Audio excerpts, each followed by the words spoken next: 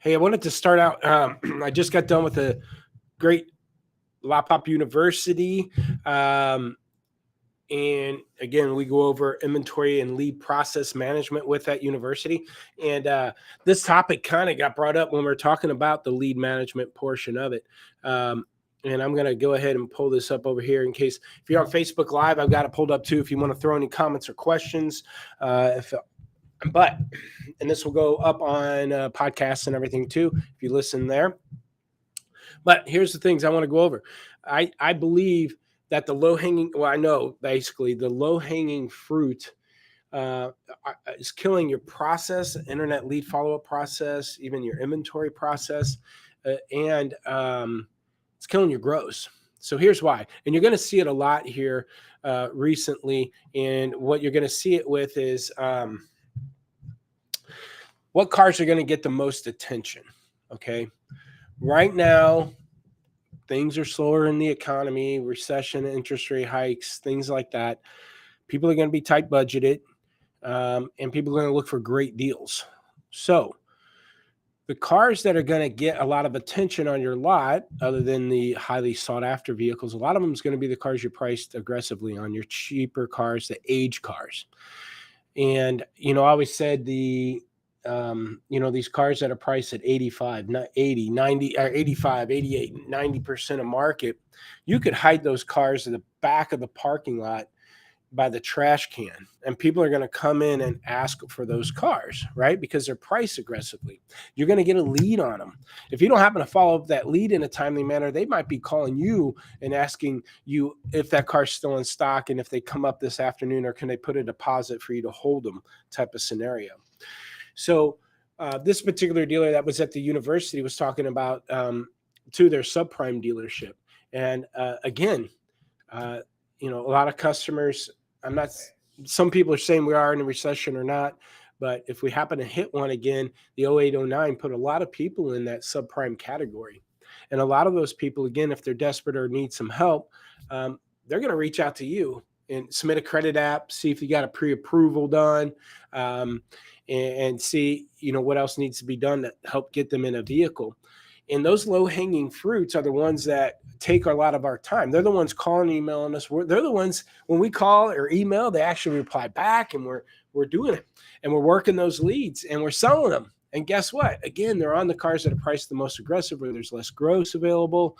They're eating up our time. And so what gets ignored, right? What gets ignored? It's the good paying customers that you kind of have to earn their business and or just at least stick out. Part of our Lotpop and this asterisk is for you, for your lot, your dealership to pop. I did post potential overall profit also, but the asterisk stands for, you're going to have to stand out to those customers, photos, descriptions, videos, following up with them, showing interest in earning their business, seeing what else you need to do to help them. And that takes a lot of work. So you might call or email that particular customer once, they don't get back to you. Then all of a sudden your phone rings about that car that's priced at 90% of market and they want to come in tonight. And then you got to make sure it's ready for them. Maybe put a little gas in it, pull it up, get the appointment set. That leaves less time to go follow up with those good paying customers.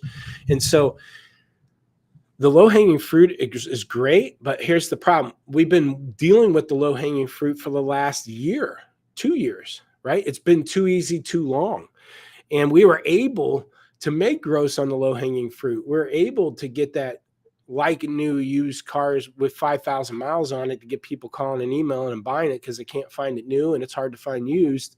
And so this low-hanging fruit is, and the reason why I bring this up too is we're positioning our tool to help dealerships attack leads by the in-stock leads versus this sold leads on switch cars, just kind of the easier low-hanging fruit instead of being tied up in active lead on a sold car that I don't even have anything else comparable to talk to the customer about.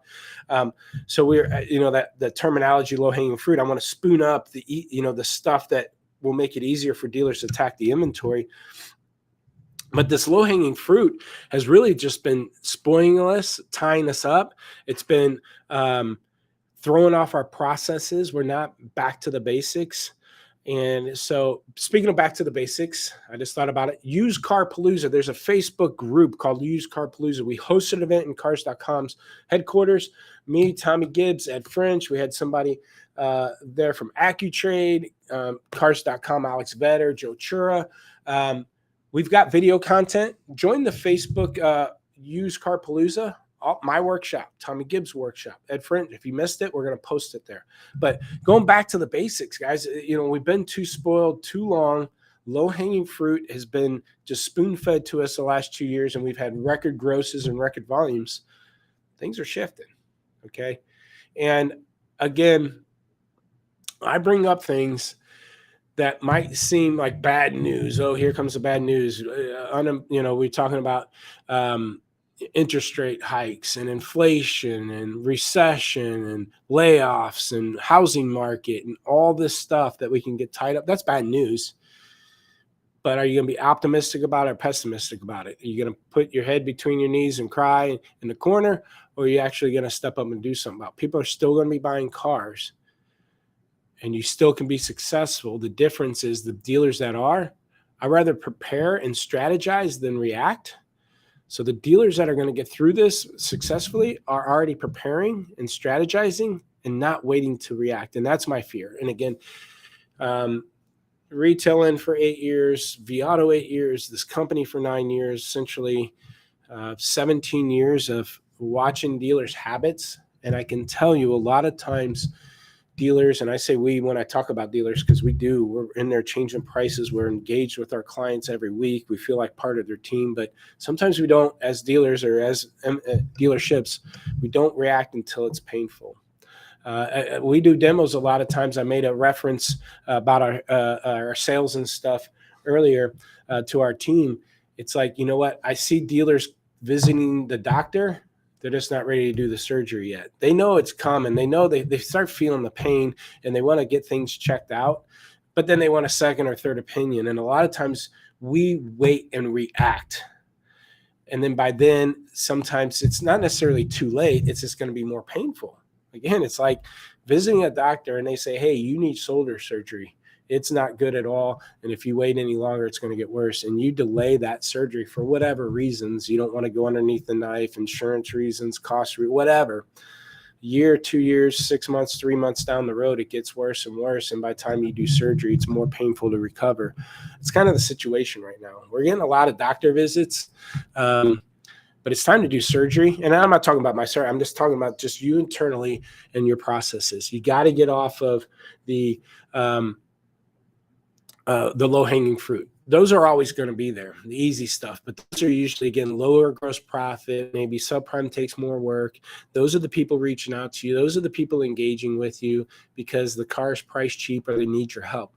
It's the good-paying customers that are serious but willing to take their time waiting for the right deal that you need to caress and work and not just kill leads after 30 days, 45 days.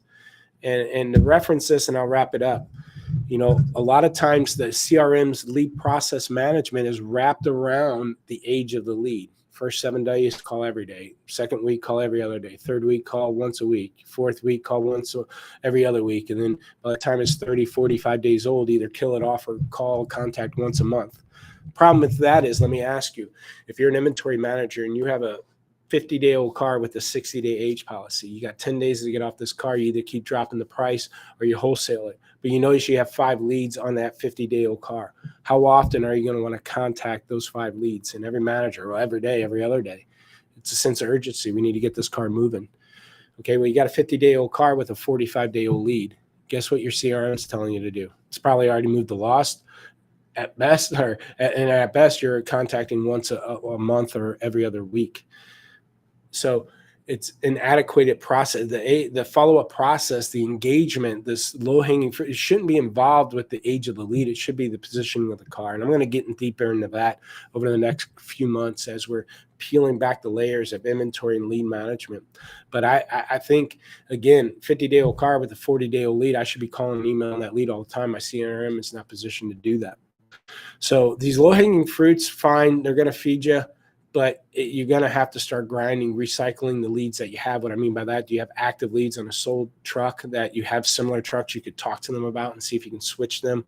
You're going to have to really engage with the leads that you're getting and follow up long term, earn their business, do videos, do walkarounds, memes, text messages, whatever's, and make sure you're working those leads hard to get you through this. I hope this tip was helpful. Again, Lot Party, join the Used Car Palooza Facebook group. We'll get our workshops posted there.